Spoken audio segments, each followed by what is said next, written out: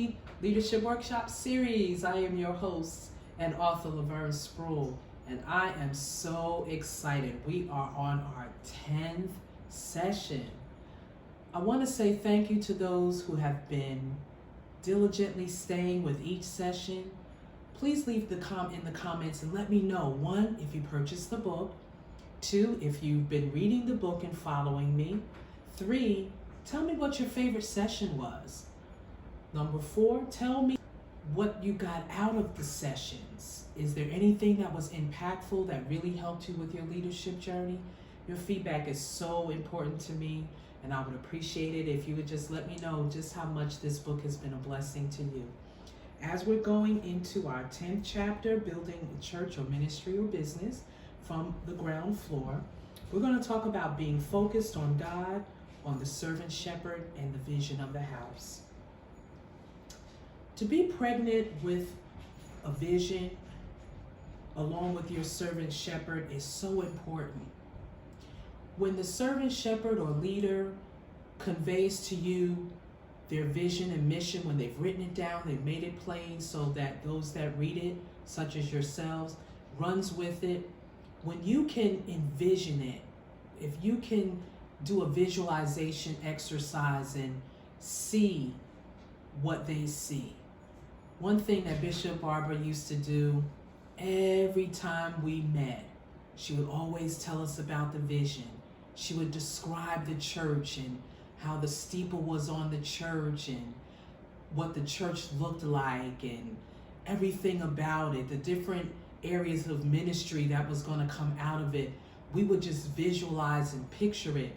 And the more she would tell us, when we started doing architectural drawings, and you know how the architect does that finished product drawing, and we got to look at it and visualize it, we're able to see it. It's like you become impregnated as well, and you're carrying that vision, and it makes the job of the leader that the vision has been given to the visionarian. It makes them hopeful. It gives them that strength, that encouragement to keep going when you let them know we're with you, we got your back, or we're gonna do our part, and really put your whole being into the vision.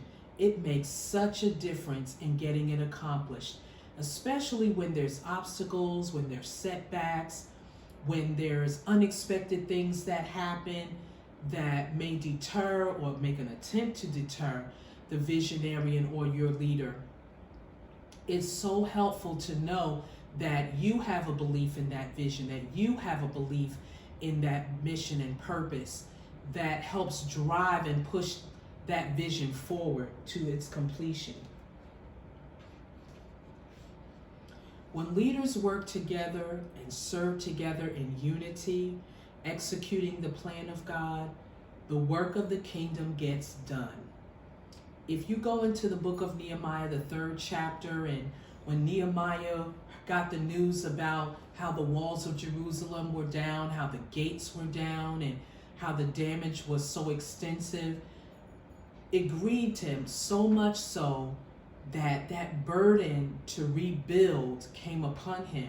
He went before the king and explained his grief, and the king gave him whatever he needed. God touched his heart to supply everything that Nehemiah would need to not only build the walls of security back around Jerusalem, but also to sturdy the gates and to build different security systems, so to speak, within the walls of Jerusalem. And when the workers came together, he laid out the blueprint, he laid out the format, he laid out the instructions that God gave him. Everyone locked arms. Another story that comes to mind as well was the Tower of Babel. The power of unity is so strong. When you have a group of people that are of one mind and one heart and one speech and one walk, and they lock arms together, nothing is impossible unto them. So much so, it got God's attention where him and Jesus, by the Spirit and the Holy Ghost, came down to see what these people were doing. The reason why God confounded their language, because of the motive of their heart to build what they were building was not right. But had they had a right heart of motive to do something constructive for the land and its people, God would have not stopped them from doing anything. But he confounded their language because their heart motive was right. When you have a group of people that have locked arms with you and their motive is the same and on one accord, nothing will be impossible. Even though it seemed those 11 and a half years in Bishop Barber's home was long and tedious, and even when God moved us forward and we did 5.5 more years in the next step that we took, it was that drive of unity that no matter who came and who went, that no matter what the adversity, no matter what the Sanballats and the Tobiases that talked against the vision of the house, that tried to do things to stop the work of God, nothing could stop it because the core of that leadership was in constant unity, and we got it done. The building is still standing, it's growing. The community center and everything that God has given the vision of that house is still on the map, and I'm just so excited to see the next dimensions. The child care center is up and flourishing, and oh my goodness, just to see those same pillars of servant leaders that are there, to see that vision continue to go to pass and come to pass, there is nothing like it. So stay encouraged. No matter what the obstacle, whether it's in ministry or business, stay the course. And as the leaders that raise up to lock arms with you, stay in that unity, in that one accord, in that one mindset, that like-mindedness, that same speech, that same belief system, it will come to pass. It is our obligation to learn about the character of Christ and walk in that same direction to be effective in our service for him. Know that you have been purchased with a great price, the life of Jesus Christ himself and the finished works that he did just for us.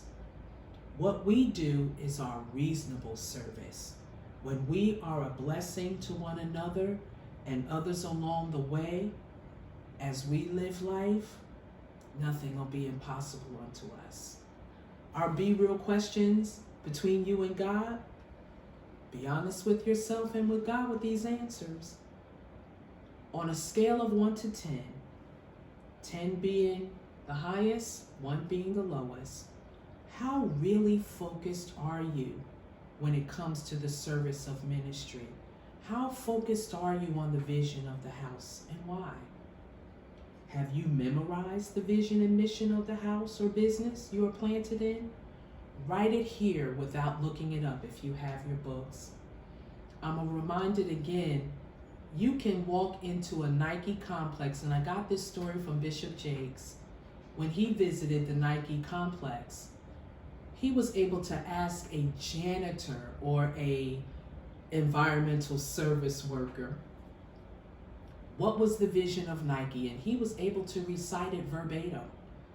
Because of the strength of that unity, that from whatever level that you're serving, whether it's environmental services or the CEO and every leadership role in between, when everybody's on the same accord, saying the same thing, nothing's impossible to the development of that company or that ministry. How well do you communicate with your fellow laborers in ministry the vision of the house? In your business, good, satisfactory, needs improvement, poor, or not at all?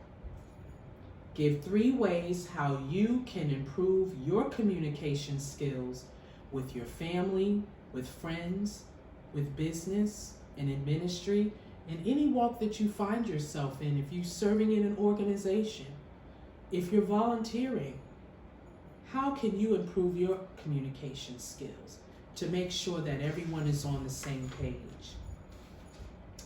With that being said, that's the end of our 10th session of the Wash Feet Leadership Workshop series. Again, like, subscribe, and hit that notifications button so that you don't miss the sessions. And also press the link in the comments so that you can get your copy of the book. Feel free to go back in the portal of Lady Vern and select what session that you need to catch up on or that you would like to repeat and go back over. Maybe it'll help you answer some of the questions that are at the end of each chapter. And thank you so much for your support of the Are You Really Ready to Wash Feet Leadership Workshop series. Thank you so much for joining me today, and God bless.